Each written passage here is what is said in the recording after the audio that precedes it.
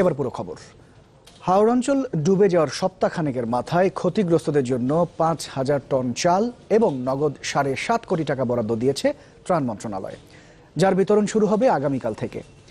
এদিকে আসছে ৩০ এপ্রিল সুনামগঞ্জের হাওড় অঞ্চল পরিদর্শনে যাচ্ছেন প্রধানমন্ত্রী শেখ হাসিনা। সরকার প্রধানের আগমন ঘিরে আশায় বুক বাঁধছেন হাওড়বাসী। হাওরে টানা বৃষ্টির সপ্তাহখানেক পর দেখা মিলল সূর্যের, তবে সূর্যের এই আলো কাটাতে পারেনি হাওরবাসীর দুর্ভোগ। বছরের এই সময়টায় পাকা ধান শুকাতে সূর্যের আলোর অপেক্ষায় থাকতেন কৃষকরা, কিন্তু এবছর গোলায় নেই ফসল, তাই সূর্যের আলোটাও যেন অর্থহীন হাওরবাসীর কাছে।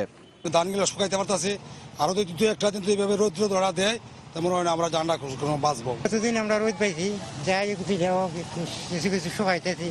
এরই মাঝে মাছ ধরায় নিষেধাজ্ঞা কাটায় খানিকটা স্বস্তিতে মৎস্যজীবীরা। বুধবার সকাল থেকে ছোট ছোট নৌকায় চেষ্টা করছেন মাছ ধরার, আশা কোনো রকমে সংসারের চাকা ঘুরানো। তবে ছেদ পড়েছে সে আশায়ও, কেননা খুব একটা দেখা মিলছে না মাছের। সকালে আইসি জাল বাজাইছে, মাছ পায় না। কিছু মাছ মারা গেছে, এরপর থেকে মাছ এখন কমই মিলে। এ অবস্থায় দুর্গতদের সহায়তায় ৪,৯০০ মেট্রিক টন চাল ও নগদ ৭.৫ কোটি টাকা বরাদ্দ দিয়েছে ত্রাণ মন্ত্রণালয়। ভিজিএফ কার্ডের মাধ্যমে যা বৃহস্পতিবার থেকে বিতরণ করা হবে ৫০,০০০ পরিবারের মাঝে।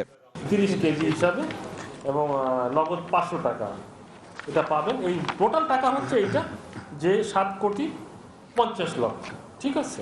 আর ওদিকে হচ্ছে ৫০,০০০। সরকারি উদ্যোগী যে টাকাটা আমরা সঙ্গে সঙ্গে লিখেছিলাম প্রধানমন্ত্রীর নির্দেশে, এটা কিন্তু তাৎক্ষণিকভাবে আমরা পেয়েছি। এদিকে ৩০ এপ্রিল প্রধানমন্ত্রীর সফরকে ঘিরে নতুন আশায় বুক বাঁধছেন হাওর এলাকার মানুষ। যে কষ্ট করছি, কষ্ট মায়না তো আমরা তুলতে পারছি না। প্রধানমন্ত্রী আইলে আমরা কষ্ট দূর হইতো। প্রধানমন্ত্রী যদি আইন আমরা কিছু সাহায্য করলে জীবত লইয়া বাঁচার। নদীতে ধান গেছে গা, যদি আয়া আমরা প্রধানমন্ত্রী যদি আমরা কিছু সাহায্য করে তো আমরা ভালো। এদিকে হাওড় অঞ্চলকে দুর্গত এলাকা ঘোষণা সহ ১০ দফা দাবিতে মানববন্ধন হয়েছে নেত্রকোনায়। জেলা প্রশাসক কার্যালয়ের সামনে এই কর্মসূচিতে অংশ নেন সব শ্রেণী পেশার মানুষ। নাজবুস সাকিব, চ্যানেল 24।